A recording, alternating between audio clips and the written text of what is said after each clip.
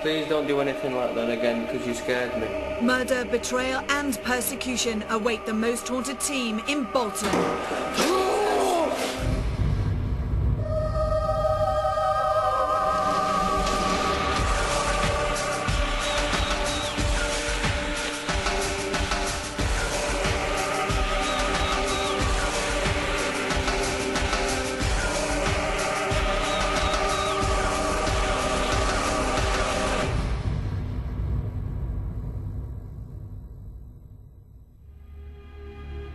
Today we will encounter a home that has witnessed both devout belief and tortuous persecution. Ghostly shadows, invisible hands, dramatic temperature changes and watchful eyes all lie in wait at Smithills Hall. With parts dating back nearly 700 years, the hall and its surrounding parkland dominate much of the northern approach into Bolton's town centre. The Grade 1 listed building is held in close affinity by locals, and rightly so, as more than one family can claim this as their ancestral home, whilst extensions and modifications in both Tudor and Victorian times saw the hall grow in both size and stature. Sold to the borough in the 1930s, it housed an elderly ladies' residential home in the 60s and 70s and now acts as a museum. The direct contrast between Smithills' noble west wing and desolate east wing was tangible to all of Most Haunted's crew as soon as we entered the hall. With peace and warmth in one half, yet chilling starkness just down the corridor, we wondered which of these moods we'd encountered tonight. Part of the building goes back to 1335, and the three main families that are concerned with the place are the de Radcliffes, the Bartons and the Ainsworths. These stairs have had their fair share of hauntings. Many people have reported being touched by unseen hands. Could it be the ghost of a woman wearing a 7th century dress?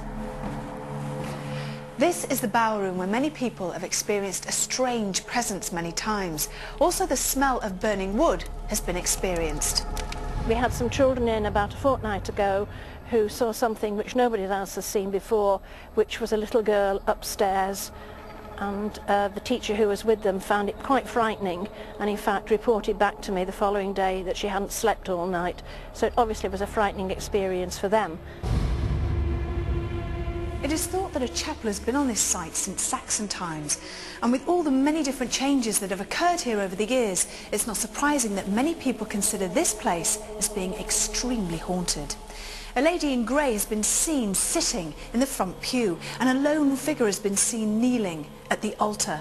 And many people have experienced being touched by unseen hands on many different occasions. Probably the best ghost story of all is the story of George Marsh. He was an itinerant vicar. He was a Protestant at the time of Mary Tudor, Bloody Mary. She, of course, wanted everyone to go back to the Catholic faith. George Marsh was tried here and sentenced as a heretic, and of course the sentence in those days for heresy was to be burnt alive at the stake. Other people have experienced things in the hall as well, particularly, for example, somebody who looks a little bit like George Marsh in a number of places, in the chapel, in the shop area, on the stairs. Some people have experienced doors closing unexpectedly, ropes swinging in the library, shuffling footsteps down the corridor, and most of these people have been people who were not expecting to experience them. George Marsh was taken downstairs, and as he got to the bottom of the staircase, he stamped his foot on the flagstone floor and said that his footprint would remain there as an eternal reminder of his martyrdom. And to this very day, there is an imprint of his foot still on the flagstone floor. In the 1870s, obviously a different family, the Ainsworth family were here then. They had the slab removed from the house. They actually took it out here and left it in the grounds. A phenomenal amount of poltergeist activity started taking place inside the house. And so eventually they brought the stone back, replaced it in the same spot, and guess what? All the paranormal activity stopped. Here in the George Marsh room, many people have seen the figure of a tall, dark man floating across the floor. Sudden and extreme temperature drops occur here, and many people, when they enter this room, feel ill at ease. But why? We have 24 hours to find out. George Marsh's is a tale that may or may not hold truth, and parapsychologist Kieran O'Keefe certainly has his views on this Smithills story. I think the footprint is a fabulous story, but clearly it's impossible to actually make a footprint merely by stepping onto the stone or even standing with a great force. You just couldn't do it. However, it creates kind of a great urban myth, if you will, and when there are visitors to this particular location, it kind of enters their psyche, even if they're not moved by the story or even believe in the story, because of where the footprint is, because of the protection that's around it. It immediately enters their psyche and they're thinking about it wherever they go in the location, and it will have an effect on the experiences that they have.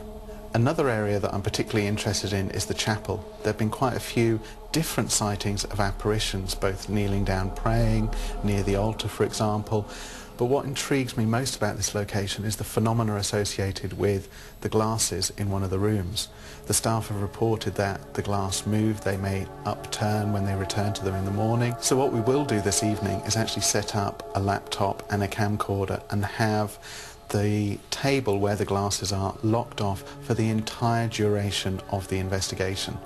Also, lots of reports of dramatic drops in temperature here. So presumably you're going to have all your equipment out in several different rooms. Yes, definitely. I'll be definitely doing baselines today to look at drop in temperature. Already a few people have reported that they felt cold draft, they felt definite cold spots. So I'll be doing the baselines, comparing that actually spontaneously as we're walking around and having vigils, and yeah, trying to get an objective measure of any temperature drops or temperature increases. So Kieran clearly intends an all-out assault on this building's claims of supernatural phenomena. We can also keep a regular eye on the glasses that form part of the parapsychologist's trigger object experiment. And with both Derek Okora and David Wells now on site, our spiritualist mediums could begin their readings of this highly contrasting property. Both beautiful and barren, what does lie in wait at Smithills Hall?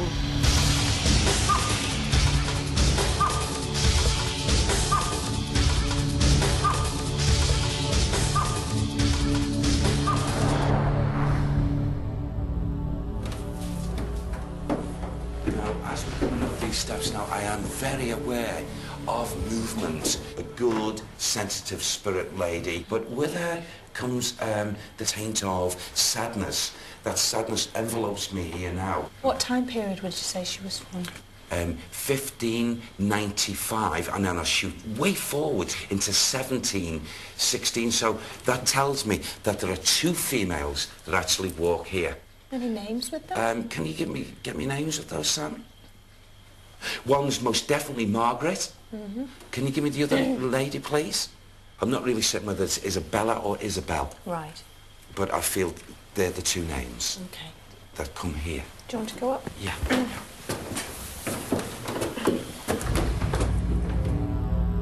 As I'm coming up again, I'm aware of screaming and wailing. We're in different parts of this building. The groups of elderly people, again, not just up here, but to do with this building. There had to be, at some point here, where there was a caring aspect in and around this site, this building. So you're saying this squealing and wailing is because of the way they were treated? I believe so, yes. Or not treated properly, not cruelly, but were left for periods where maybe they should have been spoken to. Are you okay? Be ignored, you mean? Ignored. Okay. And of course, we know what, even presently, what elderly people can be like. What period of time are you talking about? 18 something, or even I'm not really certain about this. 19, whatever. Victorian time. Yes, Victorian times. There's someone, that's a voice. No, that's not from a residual energy. It's like, not a priest, but when a priest is doing sermon, or a man of the cloth, and he repeats something, and I get this, and the word was martyrdom, martyrdom, or sounding like that.